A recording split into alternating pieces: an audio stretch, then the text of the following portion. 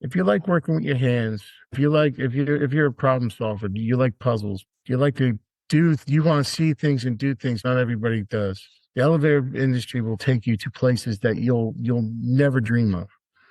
One job I was, you might be a few feet away from a ballistic missile, and working on an elevator for that system. Next thing you know, you could be, like I said, a few hundred feet on the ground. If you have an adventurous soul and you pretty well with tools and you can do your math, definitely give the elevator business a try. I mean, it's a lot of fun.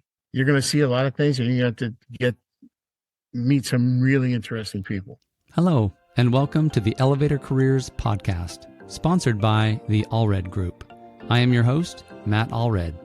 In this podcast, we talk to the people whose lives and careers are dedicated to the vertical transportation industry to inform and share lessons learned, building upon the foundation of those who have gone before to inspire the next generation of elevator careers. When talent is mission critical, call the Allred Group.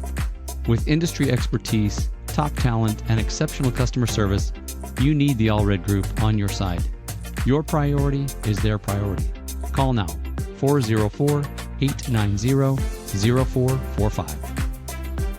In this conversation, Warren Tweer shares his unique journey into the elevator trade, detailing his early life, challenges faced during his apprenticeship, and the adventures he experienced while working in various international locations, including conflict zones.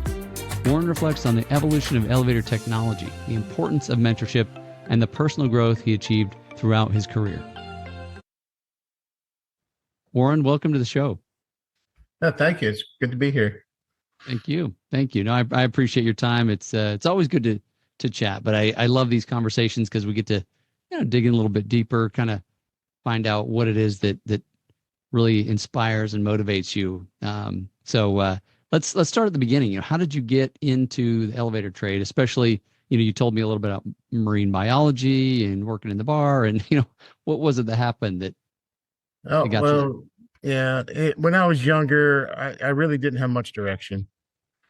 I thought I was going to be playing football, and I broke my back at a tournament in high school, and it took away any scholarship opportunities I had. Then afterwards, I fell in love with lifeguarding for a while. And I was doing trade work most of the time. I was a carpenter and electrician. Right. Then I came upon my future wife, and it was like, man, I really got to pull my head out of the sand and actually find myself a real career. Sure. So I tried college. I wasn't cut out for college. I really would love to be a marine biologist, but just wasn't in the cards, and it was just too expensive. Sure. Yeah, I didn't come from any means, Sure. So a friend of my father's comes to me one night when I'm working at this bar. He says, I heard you're looking to get married. I'm like, yeah. He goes, well, a married man needs a job with stability, and that will take him places. He goes, you ever think about elevators? And I was like, I didn't even know that was a possibility. I was like, yeah, I've ridden in elevators, but I never thought about the people who actually, I didn't know that was a specific trade. Right. Just got kind of ignorant and just like aloof about it. So he told me they had a position open. They were able to they were able to hire without having to go through the union hall, because they were a small mom and pop shop. Next thing I know, I'm an apprentice working with this great guy, and I ended up sticking it out for my 4 years apprenticeship. But for those who are considering the trade, what did you have to learn? I mean, obviously you didn't know anything about elevators. Sounds like you didn't know anything maybe about the union or the dues, the benefits, the structure. What was kind of eye-opening for you? Oh yeah, it was quite. I was fortunate enough. I came from a blue collar family. So Okay. always worked with my hands. So I knew my way around the toolbox. For sure.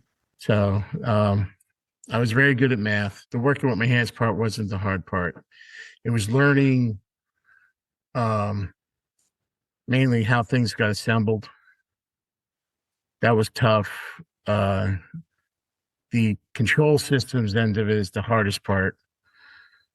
I mean, some people it's the other way around. Mechanically, I'm sound. I can look at something and figure it out and know how to Right. put it together.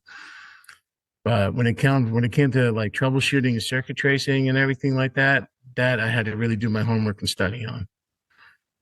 And Sure. now that I'm very, after 25 years, I've become very proficient at it, and I'm a pretty, not saying I'm the best, but I like to think that I'm up there when it comes to troubleshooting circuitry. Sure. So Cool. I'm sure there was a lot, probably like drinking out of a fire hose for a while, just so much yeah, stuff. yeah, and the best part about it, even though you in the union you go to class one night a week for 5 hours, Okay. but where I learned everything was one. I was fortunate enough; I had some really incredible mechanics. To me, probably some in the definitely top 5% in the business. Right. I mean, these guys can build their own controllers if they wanted to. I've seen them do it. Cool. Uh-huh. I was very fortunate to have them as my mentors. And it was really, really eye opening when I was like, man, I did not know what all was involved. And especially like you're going from one day I'll be working on like an old pie plate selector. And the next day it's like, oh, solid state. What's this? Yeah. Right. It's like, so I'm going from mechanical switches to now I'm doing, okay, I got a circuit board. What's a varistor? What's a capacitor? What does this Sure. do? So it was definitely an interesting learning experience, but it was so much fun on top of that, because if you're curious and you like puzzles, you like to, you latch on to something that you want to understand, you just can't let go of it. This is the job for you, because it's, to me, that's the exciting part. It's like, damn, it's a machine. I can fix it. I can make it work. Yeah. Yeah. Well, Yeah. it's going to challenge you. I mean, all of those 25 years, obviously, from solid state to electronics was one thing, but it doesn't slow down, right? It just keeps changing, keeps No, it evolving. just keeps The evolving. technology's constantly different. Yeah. Very different. I mean, going from relay logic to, so then PLCs came out, and now they're off of that now. Now they're just going back to like, and there's so many different controllers. It's Sure. Now I went from, and some of them are really interesting, like you go from like motion controls to Virginia. I started off on Virginia controllers. Okay. And I knew those by heart. And then next thing I know, I'm like, motion control. All right. And then everybody doesn't, all electrical prints don't look the same. Sure. So now you're like, okay, I got hieroglyphics now. How do I, especially if you look at like the old, like you look at Otis prints, you're like, what are you guys trying to say here? But it's a lot of fun now. That's awesome. That's awesome. So you said you stuck it out through that four years, and then you mentioned at one point, feeling disgruntled and deciding to put your resume out there. What happened, if I may? I didn't have a problem with the union at all. It was a company. Mm-hmm. We were going through a slow time, so there was lots of layoffs. I had 2 rough years because I was a brand new mechanic. Okay. No one wants an inexperienced mechanic. They want someone seasoned. So anybody who was, just took the test or whatever, you're going back to the bench, because we only want the guys that they can do the job well and do it fast. For sure. I eventually got hired back with the company I originally started with. And it was pretty much a personal issue with a certain other individual working in the company. And he was making my life pretty much a living hell. It happened, right? Yep. And then the problem was I was very critical of myself. I took criticism very harshly. Sure. And I always thought I was never good enough. Never good enough. Right. I couldn't do it well enough to make anybody happy. Sounds like you were your worst critic, right? So I am my own worst critic. Yes, I'll tear myself up worse than anybody else could. Sure. And so with that compounded with this other person in the company, I pretty much hit my breaking point, and I was like, I'm done. I mean, it got to the point where it was affecting my home life, Yeah. because Yeah. I had 2 years of which I might have worked maybe 8 months because of layoffs. I'd work like a couple months here, then get laid off. The job's finished or whatever. So we were struggling at home. So I decided to, a little desperation. I said, put my resume out there. I don't know what I'm going to come across. Well, Next thing I know, this company comes across my email saying, hey, you would be perfect for this position. And I'm like, well, what's the position? And they said, would you be interested in working outside the country? So I go to my wife and I was like, they want to, there's this opportunity. And at first it was like, all right, you're going to do it for 1 year. And I was like, okay, we agree 1 year. So I took this job and I ended up in Baghdad. Oh, wow. Wow. Of all the places, right? Of all the places, I never thought. 2008, I'm in Baghdad. I was like, oh, and we're still being shot at and we're still being bombed. I can't even imagine. Yeah. So you were what, in an embassy or something? We were the operations and maintenance company to open up the new embassy in Baghdad. Oh, wow. Okay. Yeah, a $6 billion piece of property. Wow. And it was our job to make sure it was running at tip-top shape. So before we could move on to the embassy grounds, we lived behind one of Saddam's palaces. Oh, wow. Okay. On a place called Al-Kindi Street. So you take your whole family over there? No. It was still a war zone. I was going to say, what do you do? I guess you just leave them home. I lived in a tin can with no windows with sandbags around it for the first year and a half, 2 years. How often did you get home? I would get home like every 3 to 4 months. I get like 3 weeks. Okay. They would buy your ticket home, or? Oh, it was paid for. It was part of the package. Part of my. I mean, they paid well. I had a little adjustment coming back from that one because they don't prepare you for what you see. God bless our military, because those guys, I got to stay inside the walls. They had to go outside those walls. Oh, wow.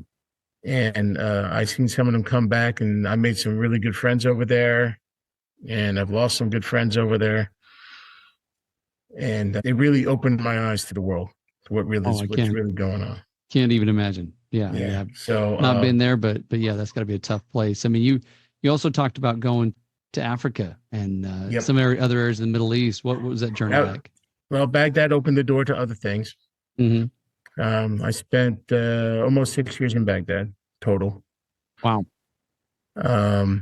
I spent a very short period, but I spent just a little bit over a month in Herat in Afghanistan. Okay. I have to say that was where I feared for my life the most, but it was also the most adrenaline pumping thing I've ever done in my life. Tell me more. Was that because you were fearing for your life? And I mean, or yeah, it was a little bit like that, but it was the excitement that I was making stuff happen in a such a insanely hostile, heightened sense environment where it's like I'm trying to focus on this, but there's like a million other things around me going on. And talk about concentration power, like, oh, you're getting shot at. Yeah, well, let me finish adjusting. Or well, we weren't getting shot at, but I mean, not all the time, but I have to say, Afghanistan was definitely interesting. I got to see some places, some things there that no one else. I saw Alexander's built a fortified city there for the Silk Road. Oh, interesting. So I got to see some really cool ancient stuff. So just like old, like historical stuff that, wow, that's great. Right. Then, fast forward, I jump over, I get a position to go to Africa for a while. We're opening up a new embassy there. So I spent a short time there, only about 9 months. Okay. But it was a beautiful 9 months. I'd have to say the country was called Swaziland when I was there. Now it's called Nswante, and it's beautiful. Cool. I definitely recommend it. From there, I hopped to Moscow. Oh, wow. Okay. And Moscow was my second to last stop in my tour of elevators around the world. Yeah. And still getting home, what, every 3-4 months? Kind of the same Yeah, routine? pretty much. Okay. And but that was Moscow was fun. I enjoyed Moscow. I felt fine. It was not like working in New York City. Okay. Um, Did you learn any of the languages? I mean, you probably didn't have to. I learned a little bit. I since I don't use it a lot anymore. I used to be able to speak some Romanian. Okay. Yeah, I used to be like Bună dimineața, good morning, Napta Buna, good night, Ce faci, how are you? Cool. Some Swahili, Tunani Kesho Lala Salama. This is good night and may God bless you. I used to know a little Arabic. I can remember Makumai was like, do you have any water? Sadiq, my friend, Habibi, who's like my dear friend. Cool. Stuff like that. Shukran, thank you. Little Italian. My Russian, I didn't study as hard as I should have, but I knew I wasn't going to be there that long. Okay. And I was mostly with a bunch of Americans. I didn't get to actually interact with the Russian locals as much. Okay. What was it finally brought you home? I mean, it sounds like a long tour. Well, pretty much what really brought me home was my family. I was away too long. Sure. Yeah, that's a long time. But the great thing about it, though, is that the company afforded me the chance that, when I went on vacation, I just fly my wife to wherever, and we met in Europe several times. Nice. Yeah. So we had some wonderful vacations because of that job. I mean, we saw a lot of the world. I saw the Great Pyramids. I saw, the Pantheon. I mean, we just traveled a lot. But the job made it happen. Right. It's hard to find someone who's willing to do that job in certain environments. If you're not afraid, or everybody's going to be afraid.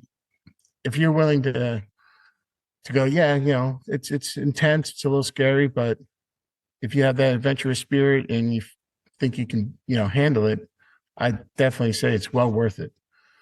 Hey, everyone. Thank you for listening. This is Matt with a brief message from our sponsor. The Allred Group has been recruiting elevator industry talent for over 14 years. If you are looking to grow your business and hire great people, contact the Allred Group at allredgroup.com. That's ALLREDGROUP.com, and talk with Matt and his team about how they can assist you. And now, back to the show. Yeah. So, I mean, looking back, would you ever have imagined a life like that, especially, coming in from where you did? Oh, no. I had my little bubble in New Jersey. I might go to Philly. I might go to New York. Other than that, it was like family vacations to Maine, and that was it. I mean, I really didn't like change. I liked status quo. Sure. And safety, your comfort zone, right? You know where you're safe. You know what you know. Yep. Okay. And like I say, again, my wife, she's the one that got me a little bit. She got me that she gave me the adventure bug. But it's amazing. I cannot believe how far the elevator trade has taken me. If I didn't get to acquire this skill through the fortunate incident of my dad just happened to have a friend who was in the trade and was willing to help a nobody like me, man, it just opened up a door to so much. And it made me more of a worldly person. And I got to see so many cultures and meet so many different people from everywhere. And it's all because of the elevators. That's awesome. A simple trade. Simple in some ways. So simple in some way. But the majority of people think, if you talk to the average person, plumber, carpenter, elevator guy, whatever, you're all the same. But yeah, it's amazing what, and if you're good at your job, you get a reputation and people seek you out. Sure. Sure. You mentioned the other trades, and obviously there are great trades out there. You told me one time sometimes other trades will ask you like, hey, you're just an elevator mechanic. Why are you paid more than me? How do you answer that? It comes off as an arrogant response, but it's not. In the elevator trade, no one really looks at, they just see the finished product. They really don't actually see what goes into it. With elevators, you have so many different types. You have rack and pinion, you have hydraulic, you have traction. Mhm. There's winding drum. Now they're talking about maglev elevators. Sure. So these are all technologies we got to understand. We got to learn. I mean, it's not just, oh, it's just as simple. It's like, you're working on a V8 engine and that's what you're working on all day. It's like, no. Um, there is a lot to it. I mean, you have the pipe fitters union. Well, we can thread pipe, do vitalic fittings. We can weld pipe in our trade. Not saying all of us are certified for welding, but a lot of us are. So okay, I could be a pipe fitter. Hydraulics. I understand hydraulics. I take hydraulic valves apart. I know how they work. I can work on hydraulic systems with tractors, other lifting systems and whatnot. Then there's the electronics end of it, the electrical end of it. Control systems.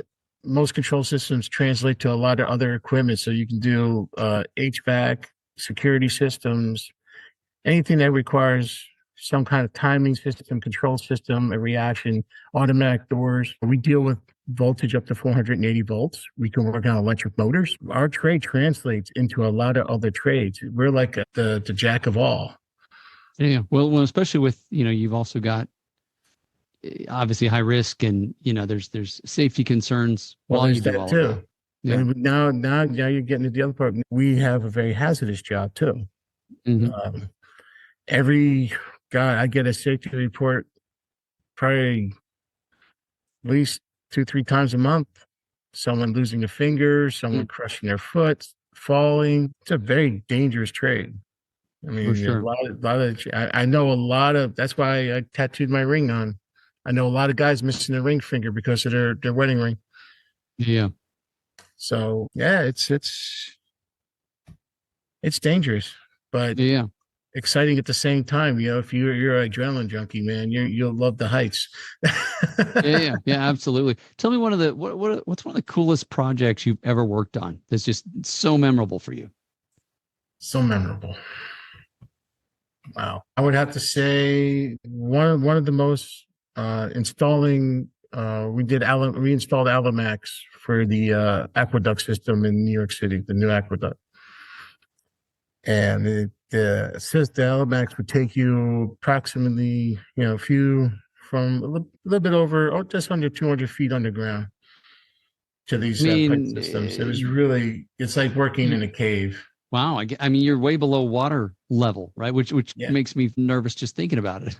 Yeah. And it can be, when the power goes out, you're in complete pitch black darkness. Oh, absolutely. And, we actually had a problem where I wound up having to climb about 120 feet up a ladder because we got stuck down at the very bottom. Oh, wow. And I was so fortunate enough that we did have a ladder system to climb, but it took me a while to get up that thing. It's got to be a little disorienting. Like say if it's pitch black and it's like you can feel around, but it's got to be. Yeah. It's made the one mistake where I went down there because at the time it was after 9/11 and everything. So you couldn't have we weren't allowed cameras or phones or nothing. Oh, for sure. Yeah. For security reasons, because, it's the city's water supply. Right. So we're down there and forgot my headlamp. Oh my gosh. Okay. And someone blew a circuit and we had no lights and we're like 160 feet underground. Right. Wow. So yeah, it was interesting. But yeah, I have to say that's probably one of my more interesting stories. Yeah. The other one so I went from being 180, 60 feet underground to being over 1,200 feet above the ground. Wow. in a radio tower for the military. So there's an elevator in the radio tower. Yes, there is. Wow. At And 1200. it's not your conventional elevator. It's the wonkiest thing I've ever seen in my life. My first time there, I was ground safety. So I'm on the radio and I'm talking to the guy heading up in the elevator.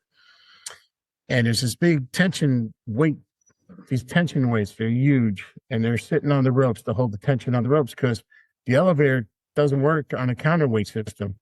Mm. It has two ropes and two ropes. They just one continuous loop. So one pulls up, one pulls down. Mm.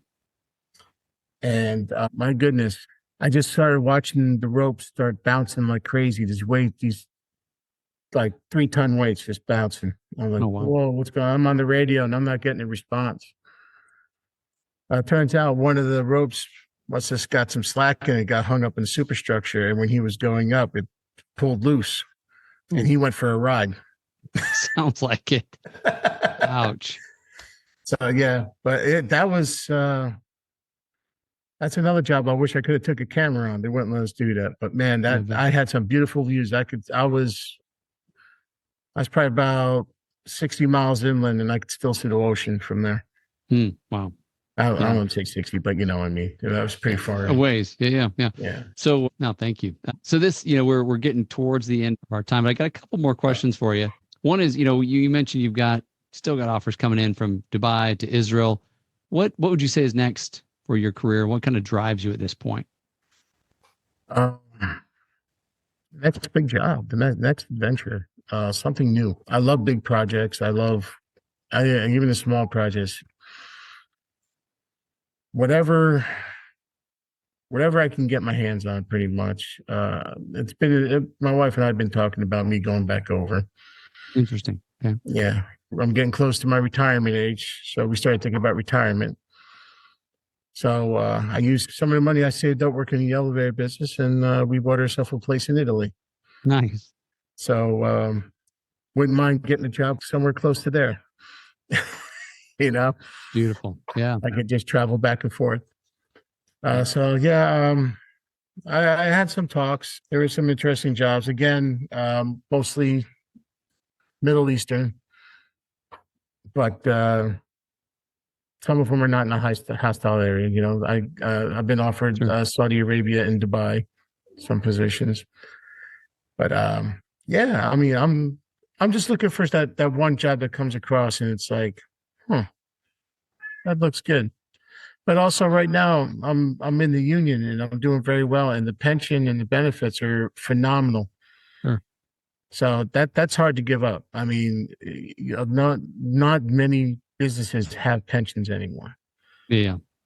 So it's very helpful to have that padding, for when you retire. Well, absolutely, especially if you're moving to Italy or wherever you go. I work for some great non-union companies, and the only thing I would say that I would knock them on is their benefit systems are not that well. Your medical and everything probably depends on the company, because I do see some variance between. Yeah, it varies greatly from company to company. But if you can find it, any company that's worth its salt will give you good benefits. They'll be competitive, and that's what you're looking for. Yeah. Well, thank you. So last question I got for you, Warren. You said, the trade hasn't been easy all the time, but it's been good to you. What message would you give to younger people who are, maybe they're brand new, or maybe they're just thinking about heading this direction? I would say, if you like working with your hands, if you're a problem solver, do you like puzzles? You want to see things and do things not everybody does. The elevator industry will take you to places that you'll never dream of. You could be one job. You might be a few feet away from a ballistic missile, and working on an elevator for that system. Next thing you know, you could be, like I said, a few hundred feet on the ground. If you have an adventurous soul and you're pretty well with tools and you can do your math, definitely give the elevator business a try. I mean, it's a lot of fun.